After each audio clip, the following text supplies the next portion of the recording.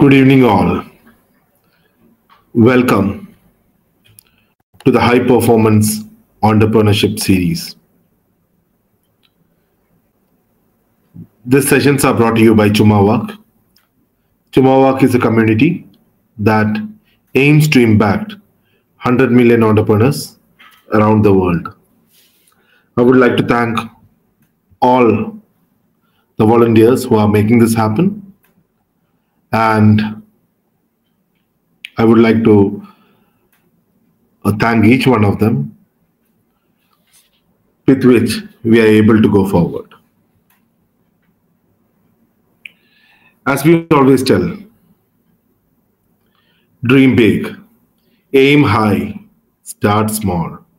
Start very small so that you can easily focus on what you're doing.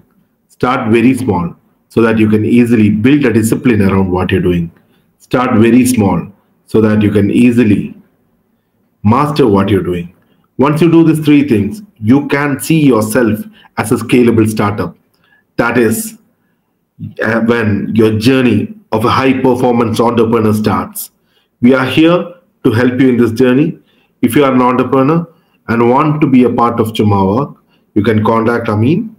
And there are power mornings going on by Fanaki Handria, who is our habit coach. So we have 3 time zones covered. Each time zone headed by Beatrice heads the Eastern Standard Time, and we have Amin handling the UAE and Indian time zone. Today we have a special guest, a good friend of mine, who is the business coach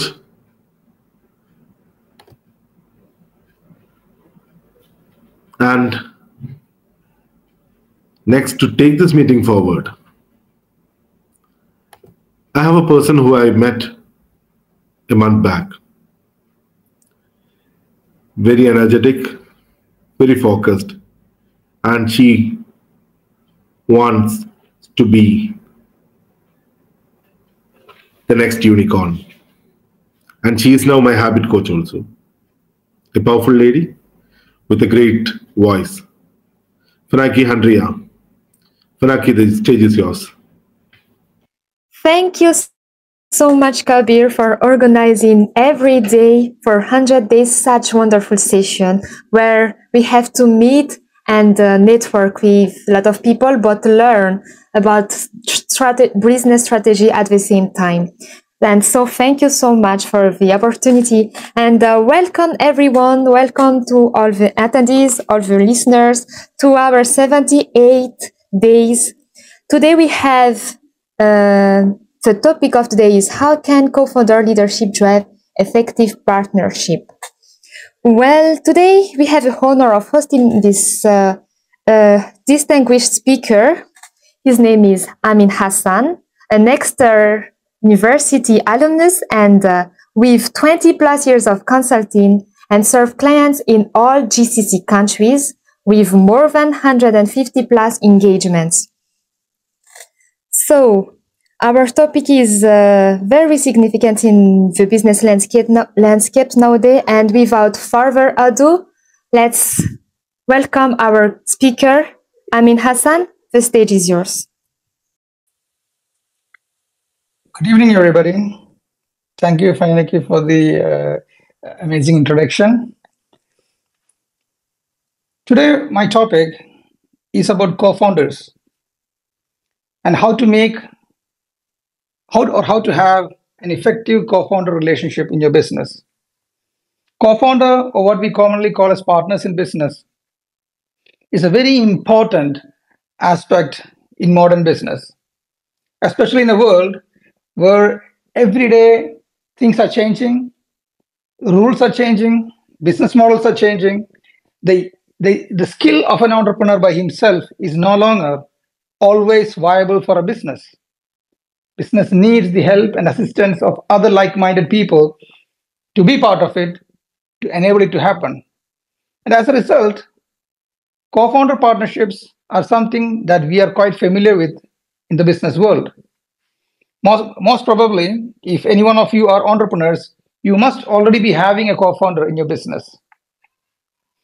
There are many reasons why people opt for having a partner in their business. You have an idea, you have a business idea that you have great hope in, but you still decide that you need to have someone else to be a co-founder, to be a co-partner in that business. Some of the established reasons why people seek or have or welcome co-founders are, first of all, it's the capital. Many a time you have a great idea and you need a capital, but you don't have enough. So comes in a co-founder who brings in the capital, who believes in your vision, who believes in your idea, and is ready to take the risk with his money. People also have taken co-founders to share ideas. You take in a co-founder or partner, if he's a person who actually believes in the same ideologies that you have, has the same dreams as you, so you are able to share your ideas and he's able to actually accept it. Having a co-founder also means access to resources that you don't have, and sometimes even connections that you don't have. Some co-founders, connections are a big asset for them. They are connected with all the people that who will be able to give you work or who will be able to give you capital. In such instances, such co-founders have a profound role in your company or in your business. Sometimes the role of a co-founder is to bring in skill diversity or complement the skills that you don't have. Co-founders can also be good emotional support. We all know that the world of business is a jungle or a fiery sea.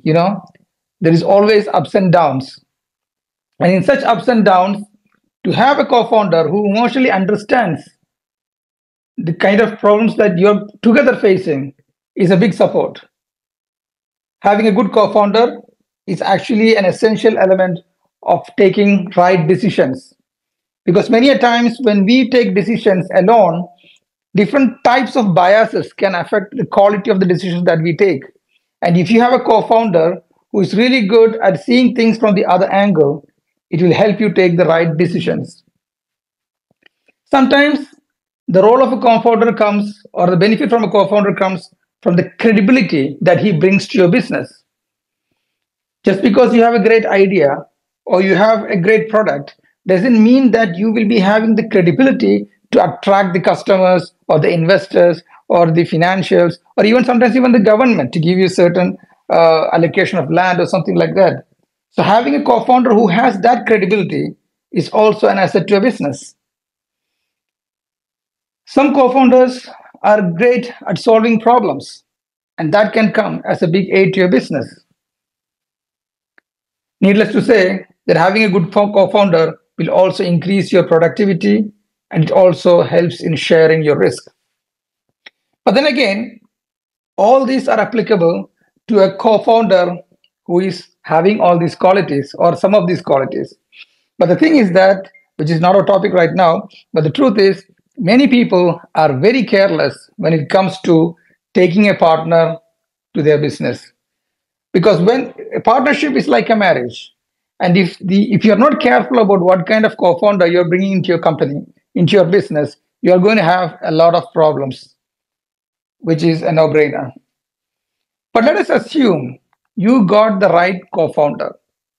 He was the right guy or she was the right person, and you were able to do business in a very good way for a few years. One thing which we actually see in businesses is that partnership businesses which started off well and which had a good business for a few years suddenly starts showing signs of weakness. They are no more as aggressive as they were before. They have become slow. Competition have started overpassing them. Their employees are not satisfied. A lot of issues are showing inside the business. This is something that affects most of the co-founder businesses over a period of time. A kind of disease comes inside the co-founder relationship that actually kills the very business that they both beautifully build. And among the many things that happen during this phase is that you find that the co-founders are not able to take important decisions like they used to take before. because they are not able to agree on most of the important things. And you also see in such firms, disputes start arising regarding the equity ownership. Because many a time in partnership, we have seen the terms of equity would be a bit vague. It will not stand the test of time. They just wanted to have a partnership set up quickly, so they just drafted a memorandum very fast or a partnership deed very fast without thinking it through. And later on, when the business nature changes, that equity questions come into existence and they start having issues with it. They also have issues in certain cases with regards to who owns the intellectual property. And many a times, over a period, small issues pile up and become big ego issues, as a result of which you will start seeing communication breakdowns. And as a result of that, some of the mature discussions that should take place usually end up with petty fights. Another thing about the negative transformation that happens over a period of time in co-founder relationship is that the roles become unequal. And one of the reasons for the unequal transformation of role is that the business that they started 5 years ago or 10 years ago is no more the same, because the market has changed, the customers have changed, and everything in their business model has changed. And the kind of division of work or responsibility that they had when they started up is no longer applicable in the modern world. So what happens is that some partner would be having more work to do and the other partner would not be having as much because his role has vanished or disappeared. But at the same time, they still would be sharing profits in the old ratio. And this can create issues between the partners. Another important factor that affects the partnership quality over a period of time is the change in the personal preference of partners. What was attractive back then, what was inspiring back then, is no longer inspiring to all the partners or some of them or one of them. And as a result, you are not getting that enthusiasm or output from them. And all this creates hidden tensions and struggles. Now, what happens in an organization where the partners are not at ease with each other? The organization culture gets toxic in a slow way. And employees who are not that good will start playing politics between the partners.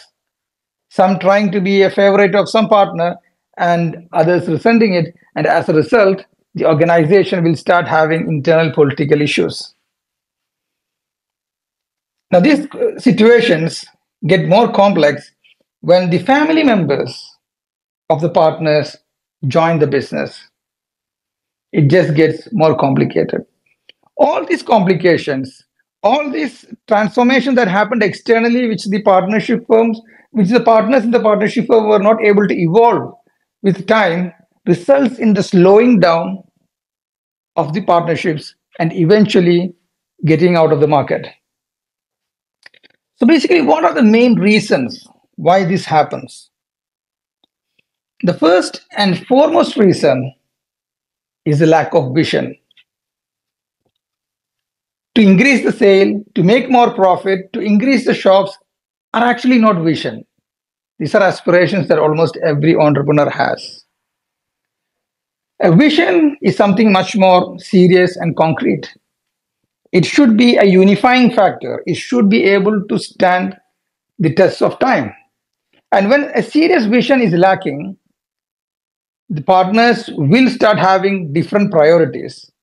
And by having different priorities, most of the problems that I mentioned takes birth. And the second reason is when you don't have a partnership structure that is capable of evolving with the changing times, the roles of partners or some partners become irrelevant, and as a result, the tension grows. Another reason why this problem exists is the lack of professionalism in management of the co-founders affair. Even businesses that spend money on professionalizing its operations, professionalizing or to increase the efficiency of their employees, of their managers, seldom ignore the fact that professionalism should start at the leadership level. If you're a company with a director board, the professionalism should start with the director board or with the partners.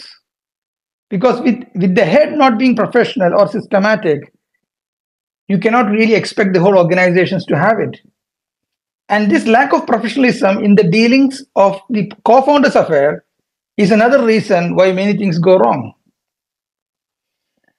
Another important factor is that with the growth of business, the co-founders should shed their rights and authority, not rights, the authority one by one. They should delegate them to the managers around them.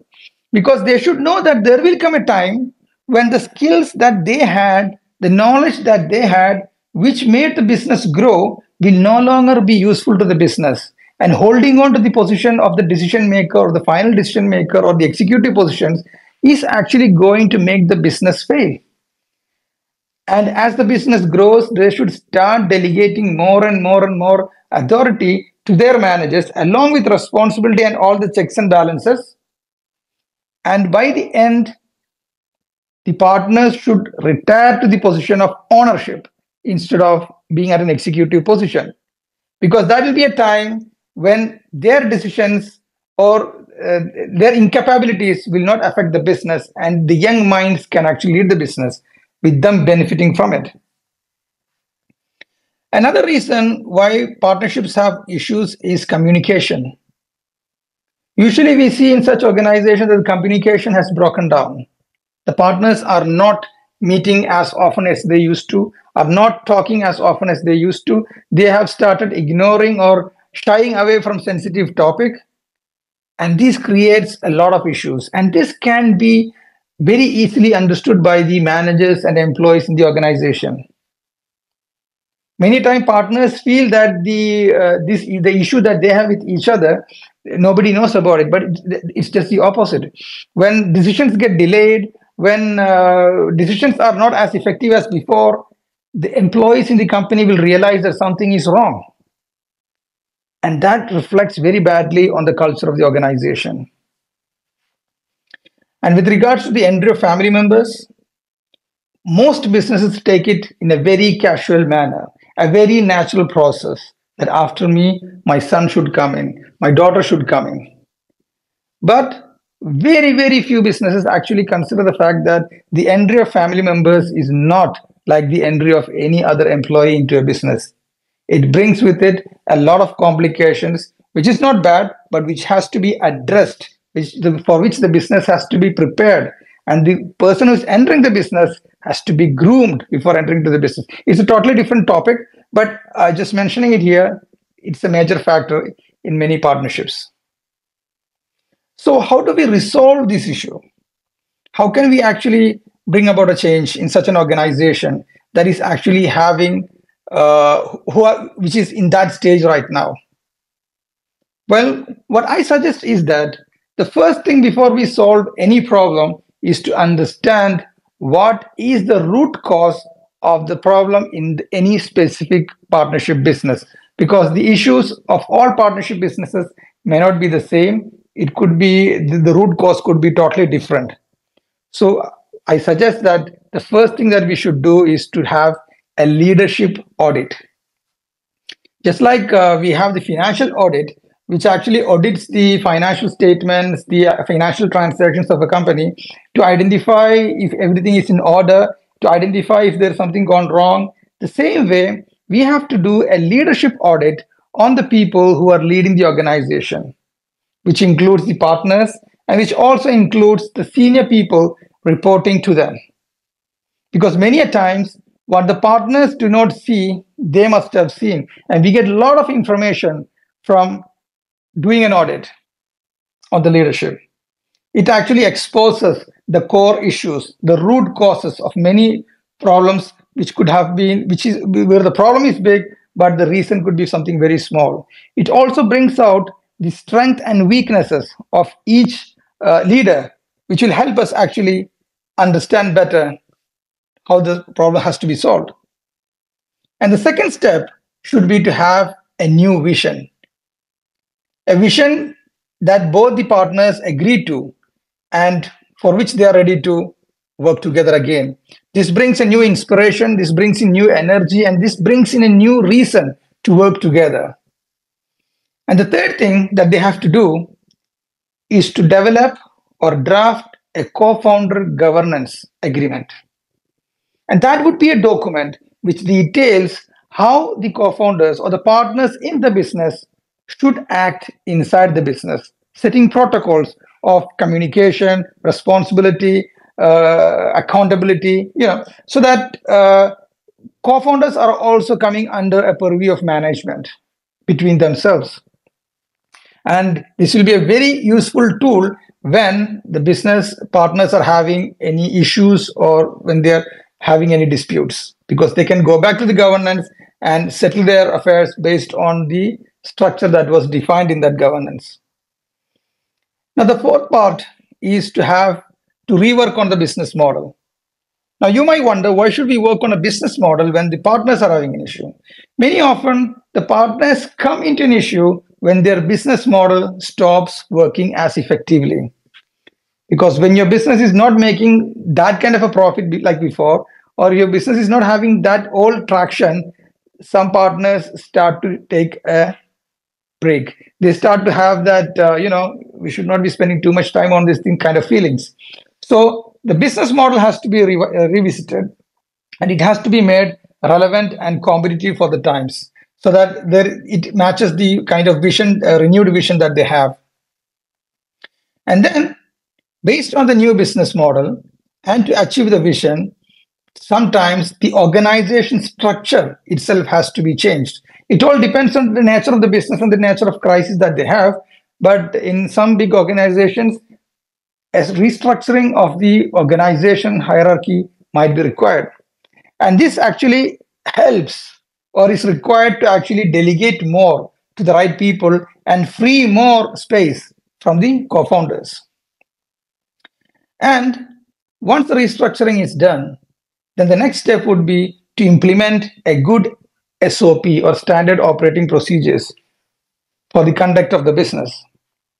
Now, having an SOP in business actually helps in professionalizing an organization, because many a time in an organization, when an employee joins, he learns only that which his supervisor or manager asks him to do and tells him how to do it.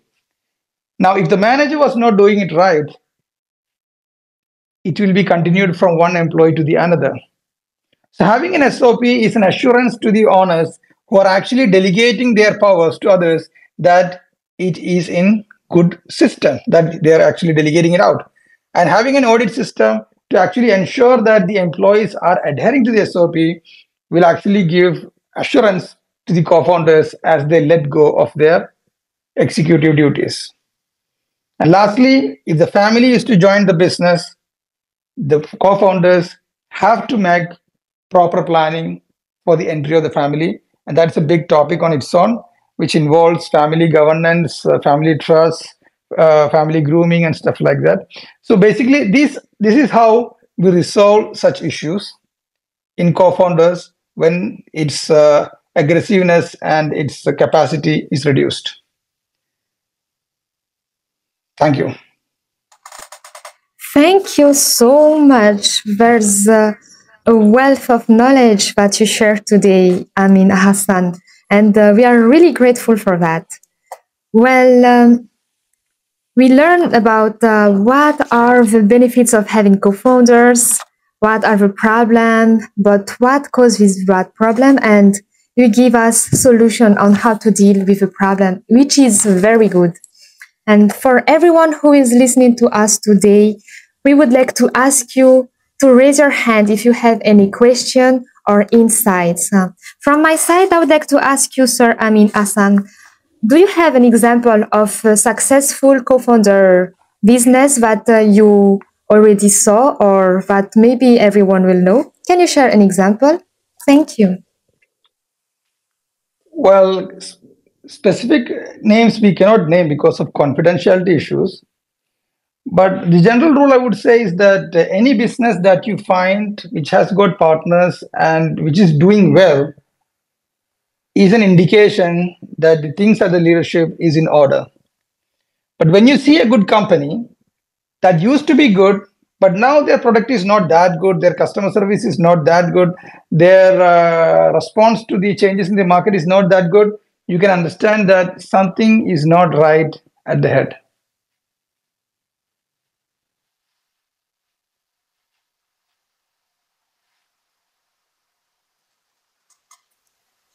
All right, now we understand. Thank you. Now we have another person in our panel, Beatrice James.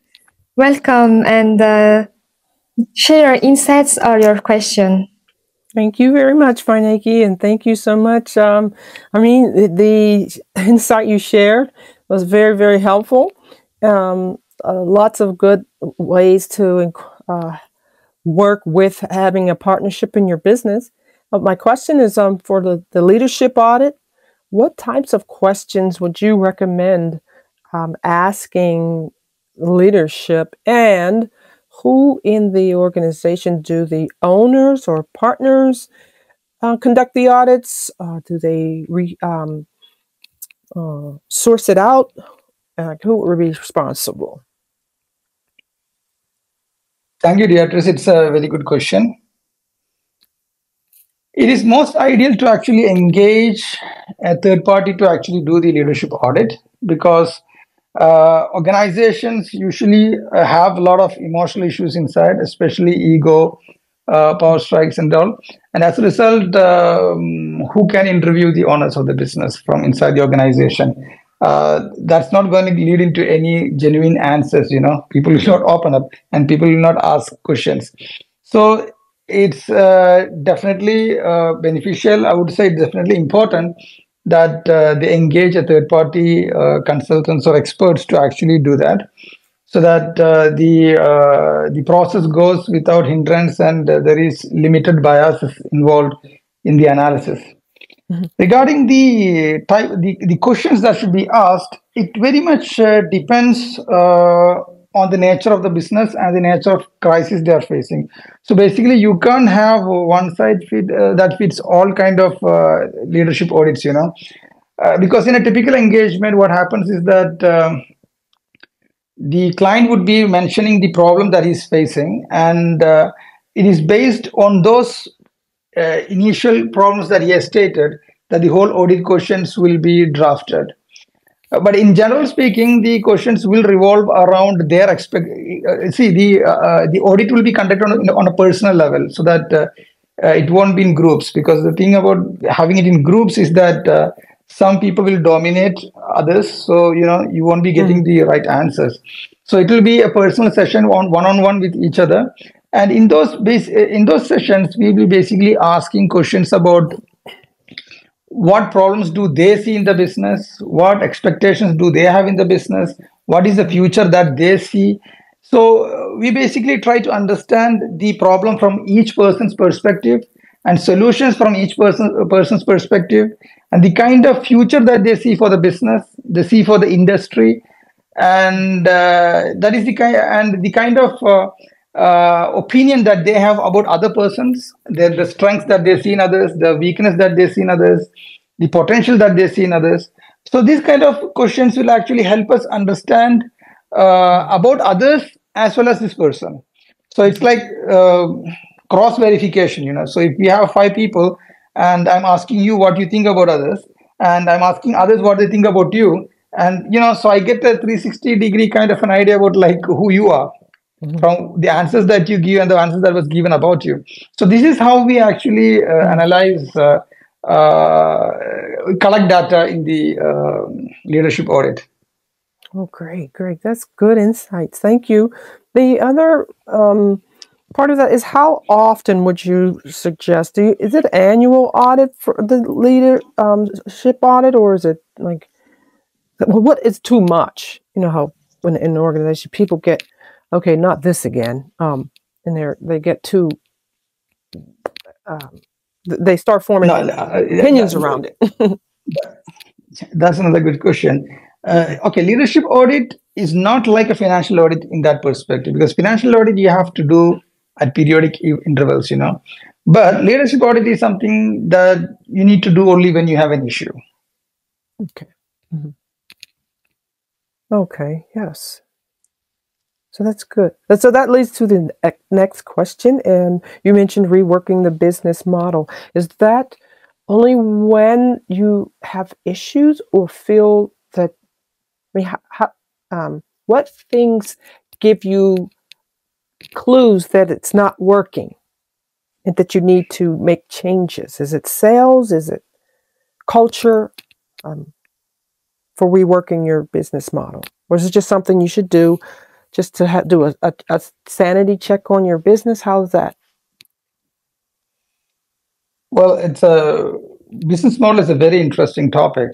And it's something that most people have very limited knowledge about. We usually throw around the word, business model or business model, their business model, and all. But business model is actually something which every business has, which most business do not know what their own business models are, And yes, definitely it is a good time to check whether your business model is on the right track when you're starting to lose sales. But that is kind of like a reactive approach. A more proactive approach would be to actually ensure how the market and how the customers are changing, because the basis of or the first element of a business model is the target customer segment. Okay, and most businesses, what they do is that they assume everybody is their customers. So they try to please everybody. And that's when their business model gets faulty and they don't get the results on the market. But instead, a business has to really focus on a target customer segment which has got least competition and has got potential for growth. So that is when they will be able to customize their whole organization to be attractive to that customer segment. So even if it's a very competitive market, it's a very crowded space in the market, and it's cutthroat competition. Going for a niche within those customer segment and customizing your business entirely for them makes for that niche customer segment you the only player in the market. I would say one of the best examples of a good business model is Apple computers, iPhones, and stuff like that. They have a very good understanding about who their customer segment is and what they want. And as a result, they design, their offer, everything is to their, is customized to them. And as a result, when Apple releases a new product, you have people the day before itself cabbing outside to buy it. Mm-hmm. Now, that is something that other mobile phones would envy, because they don't follow this kind of niche business model as practiced by Apple. So, okay, not every business can become like Apple in that in its competition with regards to its business model, but having a good business model, having a good idea about who your target customer segment is and what is it that makes them buy, what are the tasks that they're trying to accomplish in life, what are the pains that they're suffering, what are the gains that they want, and creating values instead of a product. And that's another thing. The second step of a business model is to create values, value propositions.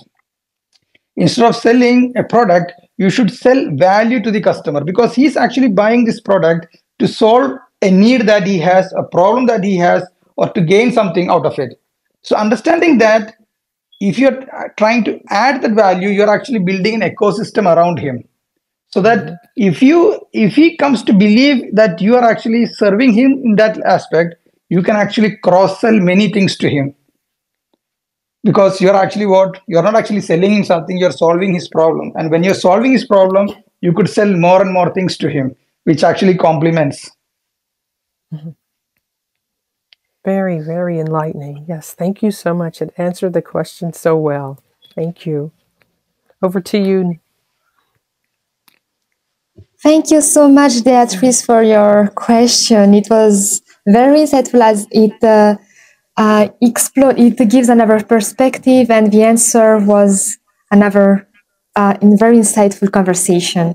Well, I encourage everyone who is listening to participate actively in our conversation. If you would like, just raise your hand. If you have an insight, if you have questions regarding our topic, how can co-founder leadership drive effective partnership? Well, we would like to hear from you. We would like to hear your perspective.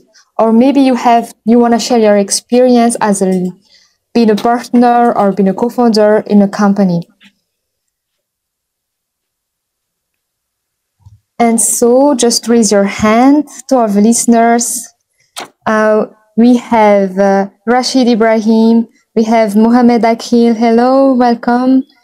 Fatima, Inderpal Singh sir, and please raise your hands, Nasima Nishad. We would like to hear from you. And now we have person Fatima. Welcome, welcome. Good to see you. The stage is yours. Ask your question or share your insights about the conversation today. Thank you so much, Panaiki. Hi, everybody. Hi, Amin sir. You said certain points or aspects about co-founder, how a co-founder affects, or what is the need of a co-founder in any kind of in a particular business. Well, you also said that when the family enters the business, that also sometimes becomes a conflict in the business. So, when we select a co-founder, or if I have started a business and I need at the beginning I didn't have a co-founder, and later the need came that I need a co-founder in my business. How should on which all points should I stress on while looking for a co-founder, or what are the aspects, or what are the pacts that we have to make with each other before starting our co-founding journey? So. Okay, thank you for the question. The first question that you have to ask yourself is, why do you need a co-founder? Because obviously, when you actually go for a co-founder, there are certain reasons why you're actually going for a co-founder.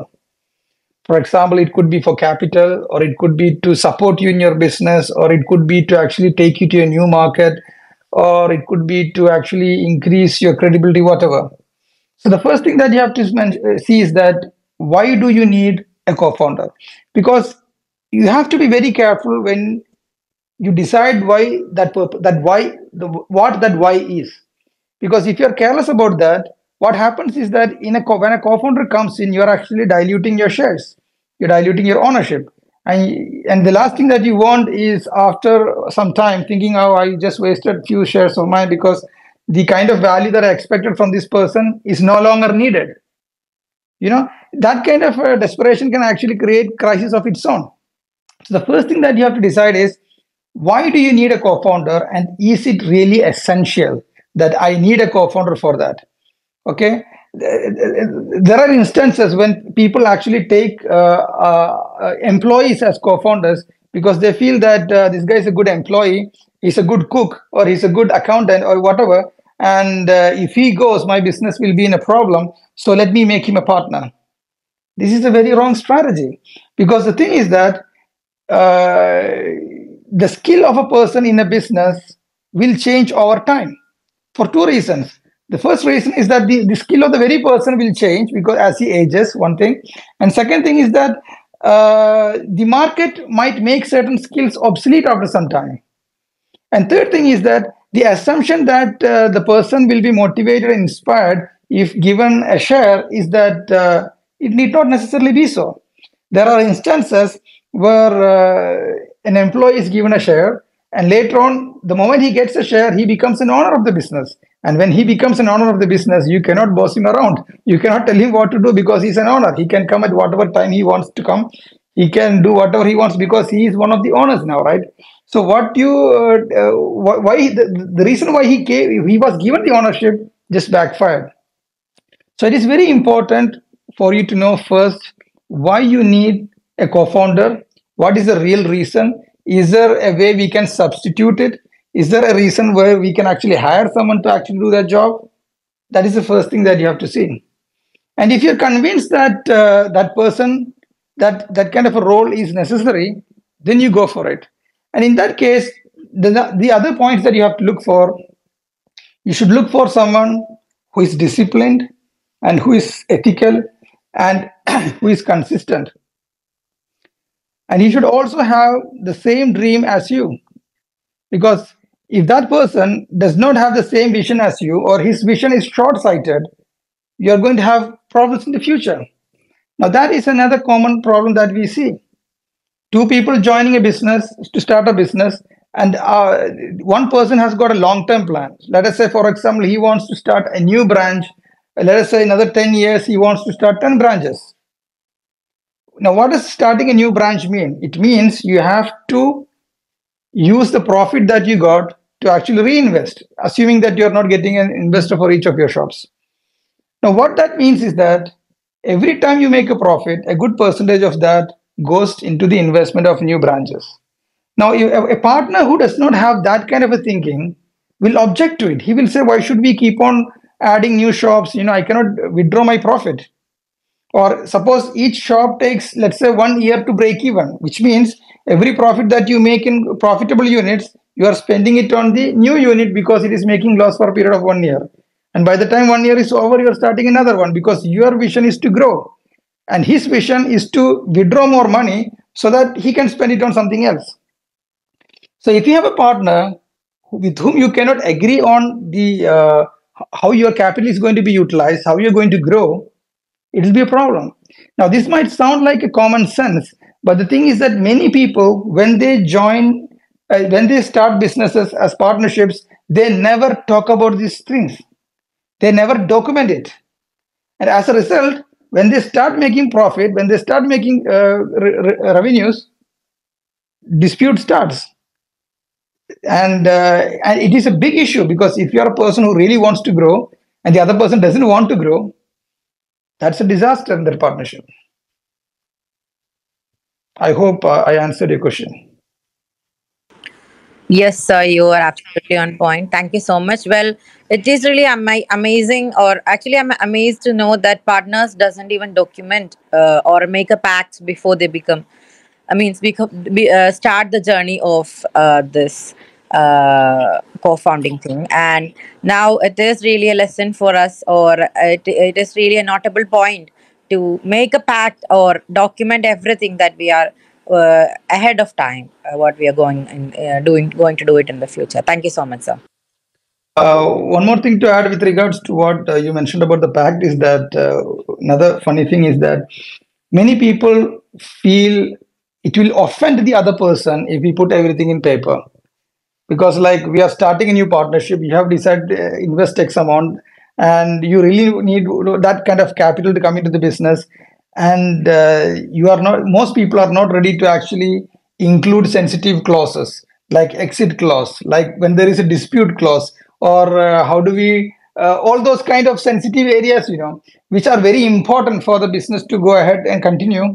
These things people ignore in their agreements, and their agreements would be quite shallow, just briefly defining what the role of the people will be, and mainly focusing on the ownership structure and the profit distribution structure. That's it.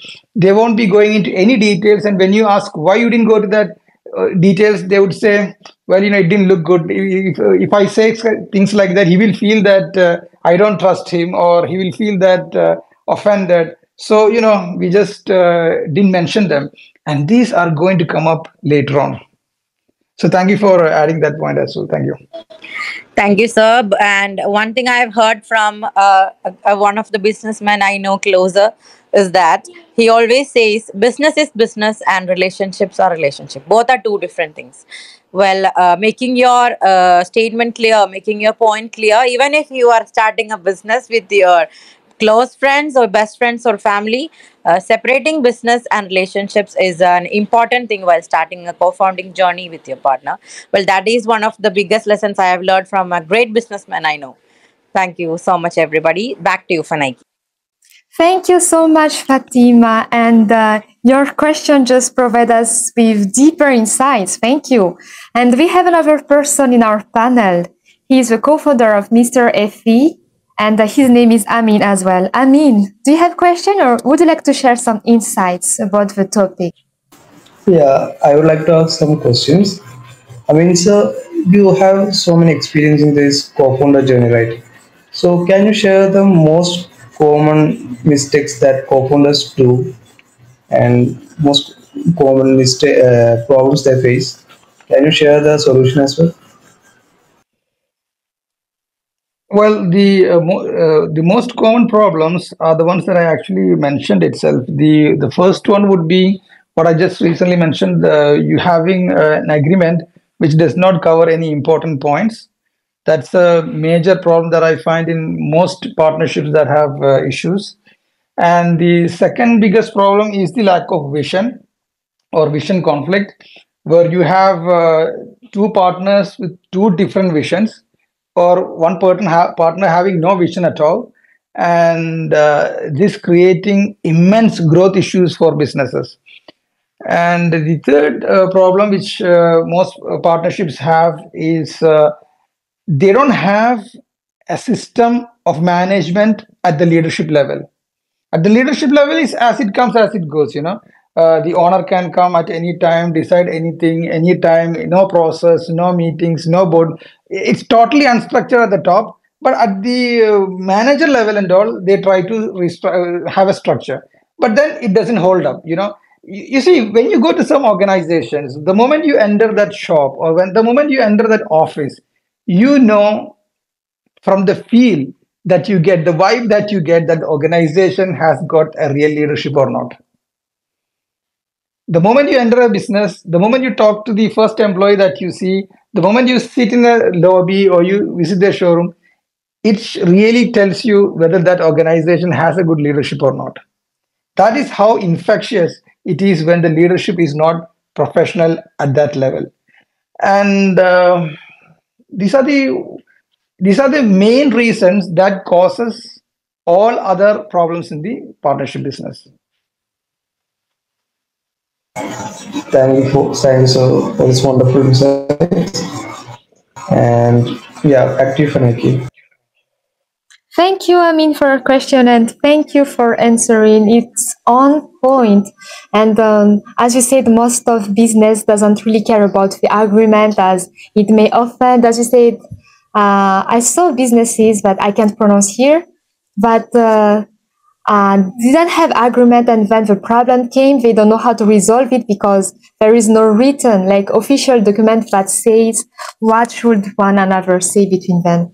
And as I said, actually, it sounds difficult to make an agreement. As you said, it's like, why don't you trust? Maybe we don't trust each other, but we have to make official agreements. So to everyone who's listening, I hope you get a lot of knowledge from this topic today. And now we are going to our parting notes. We will have our first parting notes from Beatrice. Beatrice, share your parting notes. Thank you, Nike, and thank you so much. For all of your profound insight, and it's been very, very helpful. But you did mention for partnerships just to do the research. To me, I'll just shorten it. But to me, the biggest thing is to do the research on the person that you're bringing into the company. So then having that background and also it will be proactive and prevent some of the issues that come up with relationships. Also, to me, it depends a lot on the person's their soft skills too, and what their intellectual soft skills are. So just be sensitive to that when selecting a co-founder. Just because knowing a person, their character, or even finding ways to do that but I think that would be beneficial. So those would be the two things, just to understand who you're bringing in as a co-founder, because as Amin mentioned, it is a critical thing, and could be where the success of your business is determined. So that would be my biggest advice, just to find out and do the research for who you're bringing in as a co-founder. Thank you so much.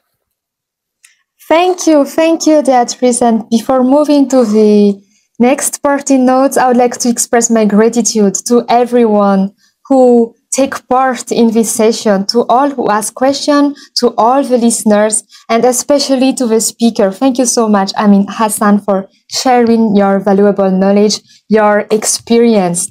And I hope everyone has some takeaways. And don't hesitate to comment below the event for everyone so that we get more discussion, more insight, and it will not stop now. And now let's move on to the next party notes. Fatima, your party notes, please.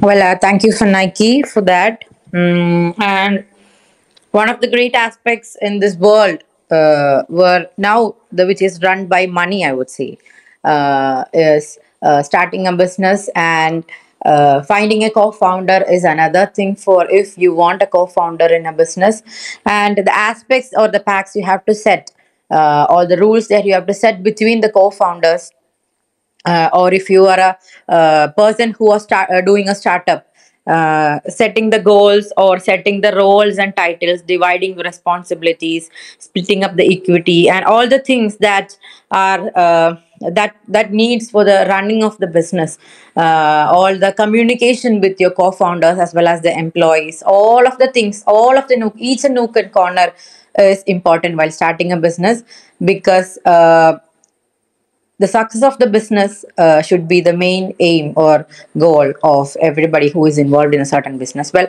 it was really broken down into simpler pieces by our speaker himself. It was such a nice session, and it was really easy to understand all the aspects. He touched every points of the topic. Thank you so much, Mr. Amin, for presenting this complex topic in such a simple way and adding all your experiences. I'd also like to thank all the listeners for tuning in. Thank you so much, Beatrice and Amin, for Nike. Very good job. Great job you are doing. Thank you so much, everybody. Thank you, Fatima. Another great conclusion of the session. I hope we will find this in the comments of the event. And next party notes from Amin. Amin, you're the co-founder of Mr. Effie, not the speaker yet. Amin, your party notes. Yeah, first of all, thank you, Amin sir, for sharing these wonderful insights about co-founder. One thing I understood from the starting itself is that we should have an agreement with our co-founder what should be our vision and what are the rules in the leadership level we should be obeying. So thank you, Amin, sir, for sharing that much insights. And I couldn't fathom most of the insights through words. Thank you, sir, for sharing the insights. And thank you, Panaiki, Beatrice, Fatima, and Kabir as well for making this event possible. Yeah, thank you. Thank you so much. Thank you so much. Great. Now we will have a party notes from the speaker itself. Now, Amin Hassan, share party notes, please.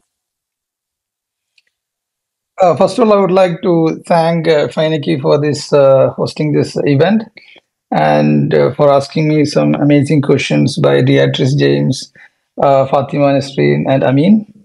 It is the quality of questions that actually helps us bring good answers, you know.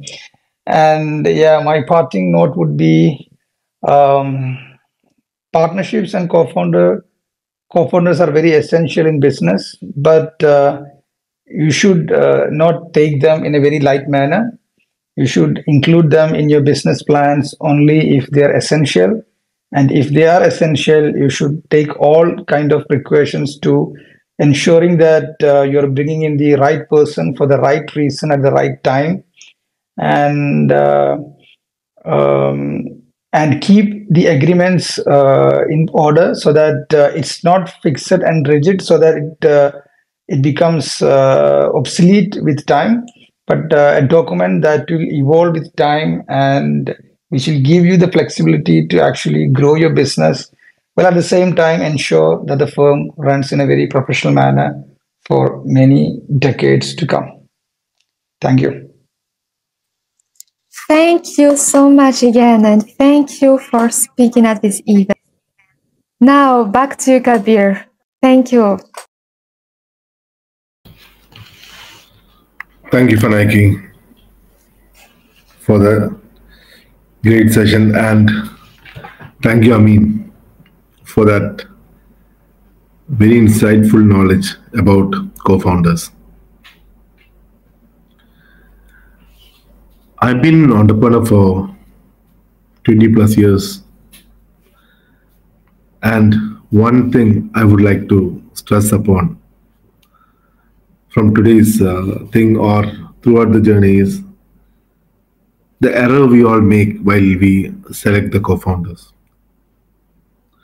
and not putting down our terms and conditions in black and white. This errors keeps on happening, and the other one thing is that we simply distribute the positions. So if you see most of the startups, what happens is that they tend to give the equity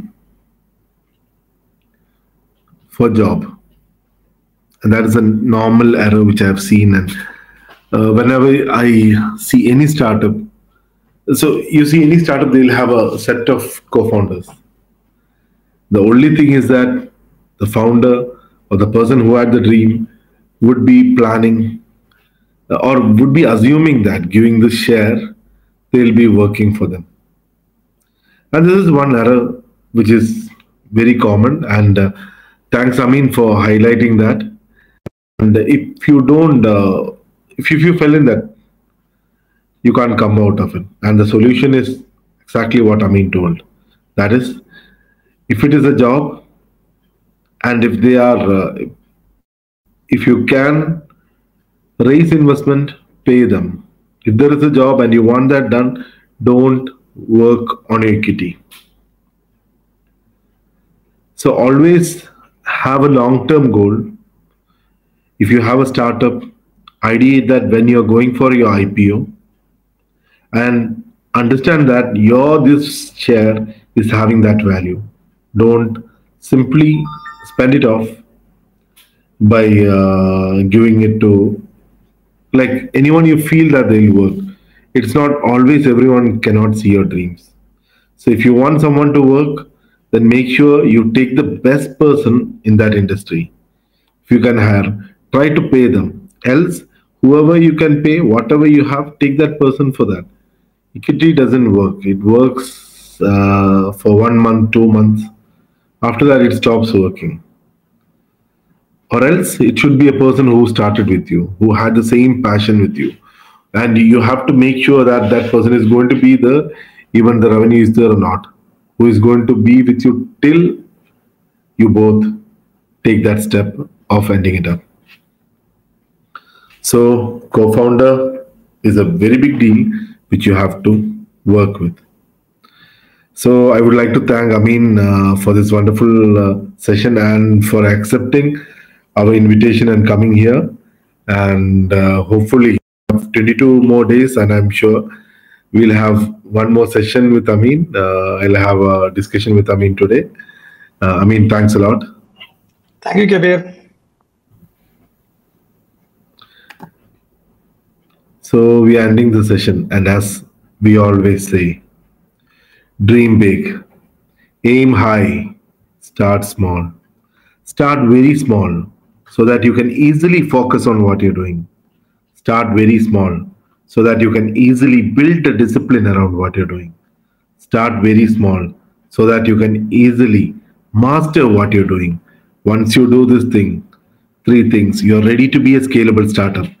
And there your journey of a high performance entrepreneur starts. And we are here to help you on this journey. Please do contact Amin Enam, who is the co-founder of Murphy. He is also the global, he is responsible for the global volunteers for Chumawak.